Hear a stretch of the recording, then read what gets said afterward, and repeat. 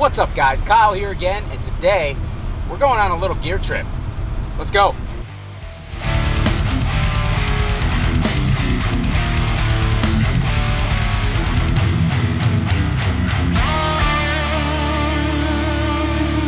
Alright, hope you guys are doing awesome out there today. It's gear trip time yet again, and we are back on the road at 10 a.m. I've got probably 5 or 6 stops to make on this trip. This was all pretty carefully planned out over the last couple of days. The whole reason that I'm doing this trip in the first place is because I found a Marshall Mode 4 400 cab at the Mayfield Heights Guitar Center, which is just outside of Cleveland, for an insanely low price. So I bought it, held it for local pickup, and figured I'd make a trip out to Cleveland and see if there wasn't anything else I could find while I was out here. Lo and behold, I found a lot. So the first stop will definitely be grabbing that MF400 cab. If you guys are not familiar with the Marshall Mode 4 cabs, they're starting to get a lot more popular these days, and for a number of reasons. The internet has kind of finally picked up on how good of a value these things are. Essentially, the Mode 4 was Marshall's answer in the early 2000s for them to put out kind of like a more modern high gain amp that would appeal to the nu metal crowd. Now, for whatever reason, Marshall decided to go with a solid-state power amp and a 4-channel preamp that was, I believe, a hybrid of tube and solid-state technology. So, long story short, the amp was not well received. I believe they only made it for a couple of years because people absolutely hated it. Now, anyways, Marshall put the amp out, it tanked. But for the amp, they designed 2 new cabinets. One is the MF400, the other is the MF280. The MF400 is the one with the Celestion G12 K100 speakers, which actually have become pretty popular over the years with the metal crowd. I myself have a number of K100 loaded cabinets. I also have a couple of the old PV-K85 loaded cabinets, which the K85 is the same speaker. It was just rated at 85 watts. When they brought the production back of the K100, they renamed it the K100 because they gave it a rating of 100 watts. That's the story as far as I know. The speakers sound the same to me. So I'm gonna go ahead and say there's some truth to that. But these cabinets were totally oversized. They were basically built to Mesa oversized cab specifications because those oversized Mesa cabs were all the rage at the time. They were quickly becoming the industry standard. Yeah, long story short, Marshall made cabinets that were similar to Mesa cabs. They're all birch, whereas most Marshall cabs have an MDF back, but everything else is birch. They were built to oversized specifications. The MF400 cab has K100 speakers. The MF280 cab has Marshall's own version of a vintage 30 speaker, which I believe a lot of people have confirmed that it is actually the same as the Helitone 60 that Avatar sells, which is essentially just a broken in V30, which is awesome because a lot of the differences that you guys know in V30s comes from the amount of time that's been spent on them, breaking them in, softening them up so they're not as harsh on the top end. So yeah, I actually have 2 of the Marshall MF280 cabs. I've got a straight and a slant, and I have a slant MF400 cab already. I had 2 of those as well. I sold one to the guitarist in my band, Brian, because he really wanted one of those cabs, and at the time I was like, what the hell do I need 2 for? What the hell do I need 2 for now? I don't know, but you know me, I'm the cab collector. So anyways, yeah, I found a good deal on this one. Even if I don't end up keeping the speakers in the cab, I would like those K100s to kind of mix and match into some other cabinets that I have, so at the price I got it for, it was a win-win for me. So that's what this whole trip was based around, is just grabbing that cabinet. Now, of course, I spent the last couple of days kind of looking to see if there was anything else out here worth grabbing, and luckily I was able to find a number of things, mostly last night, so I'm actually really pumped about that. The first thing that we're grabbing after we get the cabinet is a PV-XXX. Apparently the guy bought it at an auction, and it's just been sitting around for a while, so he's gonna go ahead and move it. I'm getting a great price on that too. It doesn't have a foot switch. The faceplate has been modified, so it loses a little bit of its value there if I were to resell it down the road, which is probably what I'll do because I already have a XXX. But whenever you find a XXX at a good deal these days, you might as well grab it because it's good trade bait for other gear because they're starting to gain popularity as well. So that's the second thing I'm gonna be grabbing. The third thing I'm gonna be grabbing is a Bugera 6262 Infinium amp I actually currently have the 6260 Infinium, the 333 Infinium, and the Tri-Rec Infinium, which I just got last week. So these are not amps that I plan on keeping for myself, but for the longest time I was really curious about them, and within the past like 4 or 5 months I've been able to slowly start building up a small collection of them just to try them out. A lot of people ask me what I think about them, and you know what? I want to be able to have an educated opinion on those amps. So anytime I find one at a decent price to where I can resell it without losing anything once I'm done with it, I try to pick it up. So the guy in Cleveland just happens to have one that's in really good shape. It's along the way, it comes with a foot switch, so I figured why not? I'm just gonna go ahead and grab that. So you guys will be seeing some videos on the Bugera stuff coming soon, because I would like to get those things demoed and sell them. Picking up some of these Bugeras at decent prices and moving them along creates a lot of good content for me, and I don't lose money on the resale, so kind of works out nicely. Now the final item, and yes, there is more, is a half stack, which actually consists of a Mesa 3-channel dual rectifier with the foot switch and a PV412 MS cab.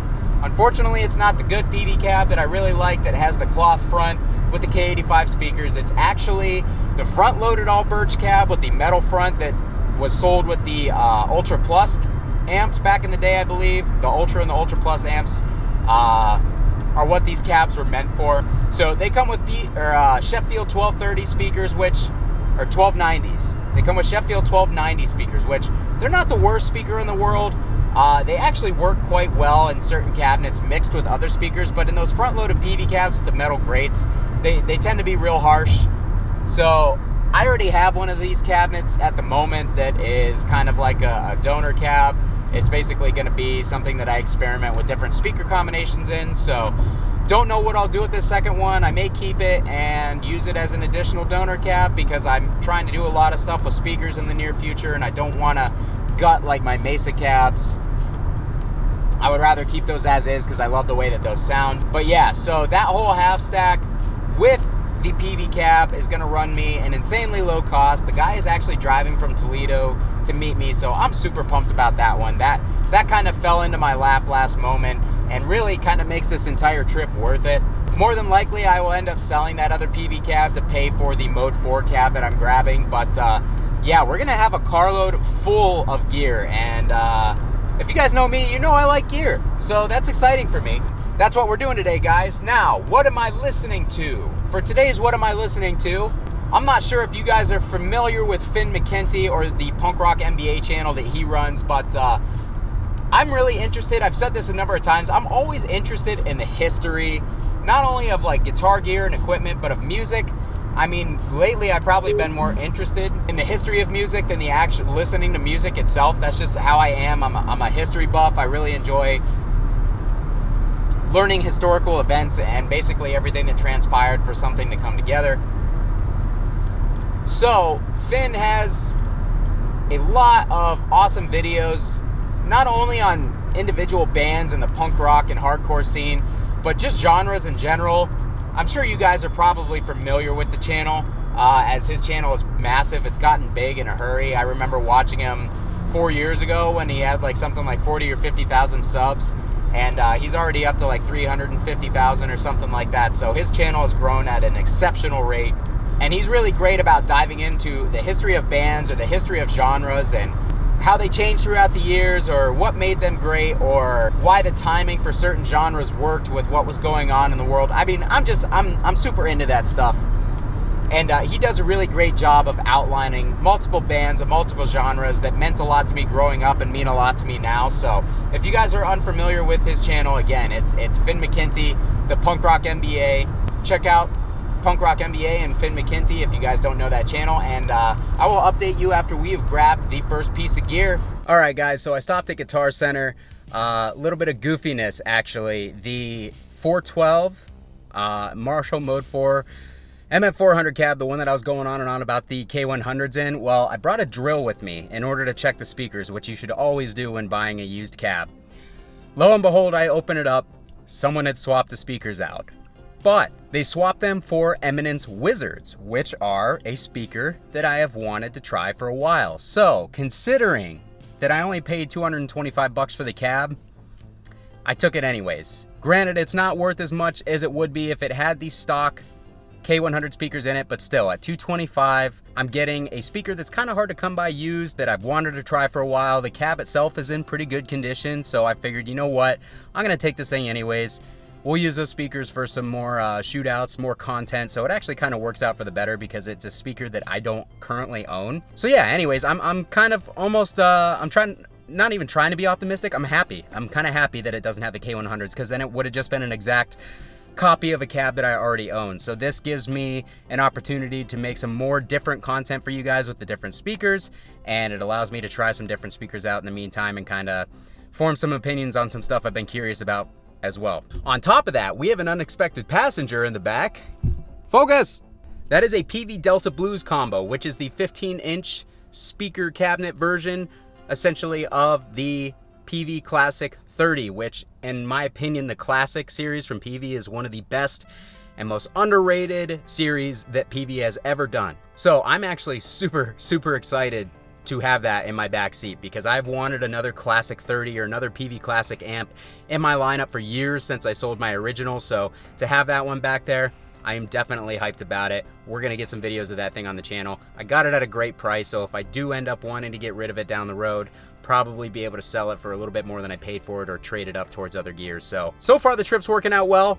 Let's hit the next stop. All right, guys, so I actually just pulled in the driveway. I decided to not record clips after each of my other meetings just because I was kind of crunched for time, trying to get it all knocked out so I could get back home at a decent time. So yeah, got all 4 meetups done and out of the way, and we are home. So let's see what we came home with.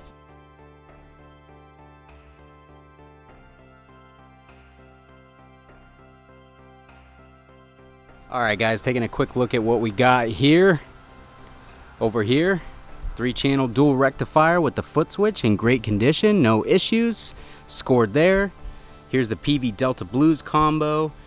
Missing a couple of knobs, but I can replace those very easily. So that one was a great score as well at 280 bucks plus tax. That was unexpected. Happy about that one.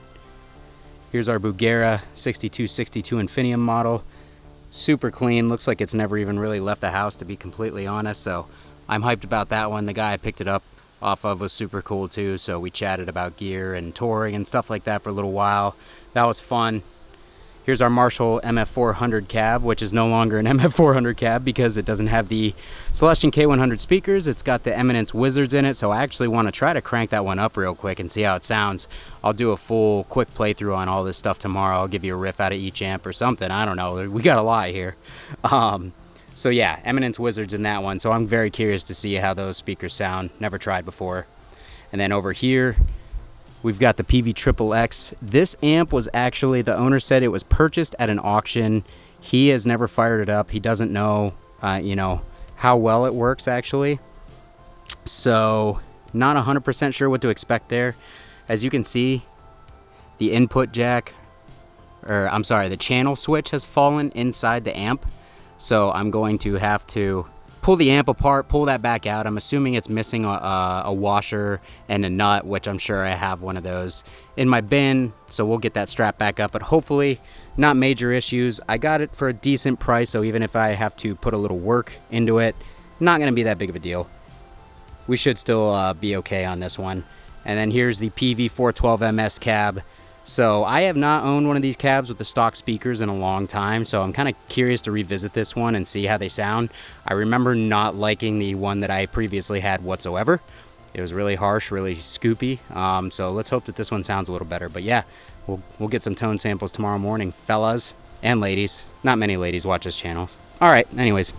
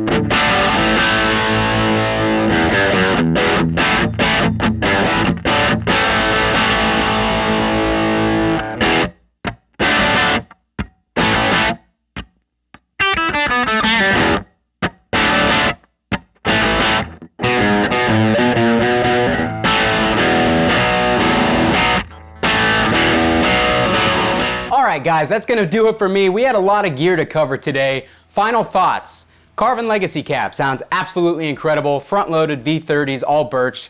Can't beat cabs like that. That thing sounded insane. The PV cab, the 1290 Sheffields sound like garbage, just like I remember. They're very buzzy, very scooped, kind of dead, and when you really put some volume and try to like brighten the amp up, it just gets harsh. So I will be changing those out for different speakers if I decide to keep the cab, because the cab construction itself is fantastic. It's just those speakers are not great. I've never really gotten along with many Sheffields. The ones that I do like are the PV XXX Sheffields, but otherwise, I don't really like any of the other Sheffield speakers. The Wizards definitely lack low end, But otherwise, they do very much remind me of the H30 greenbacks that they're kind of based off of. A lot less gain than the other two.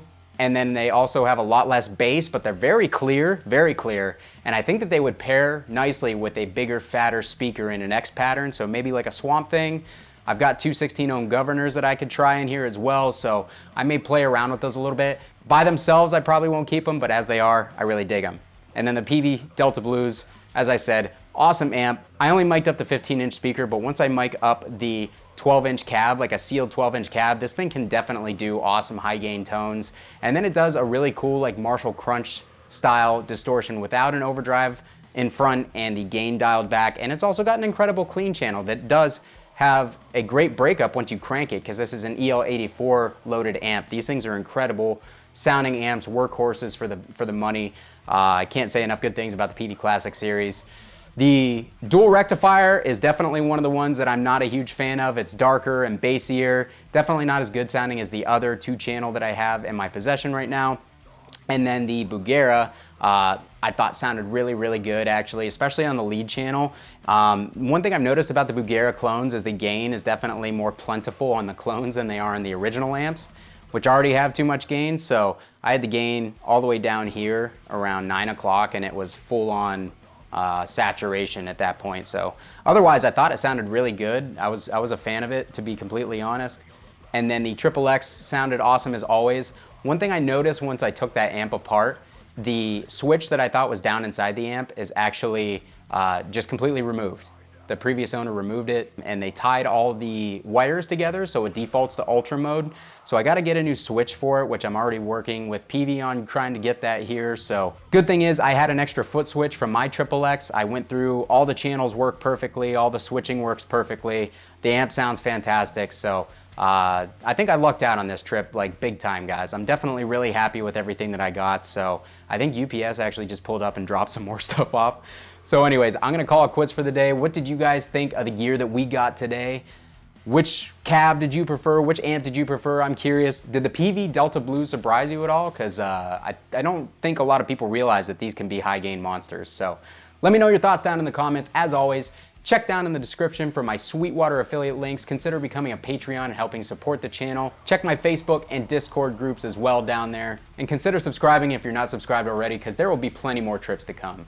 Kyle here again. We'll see you guys next time.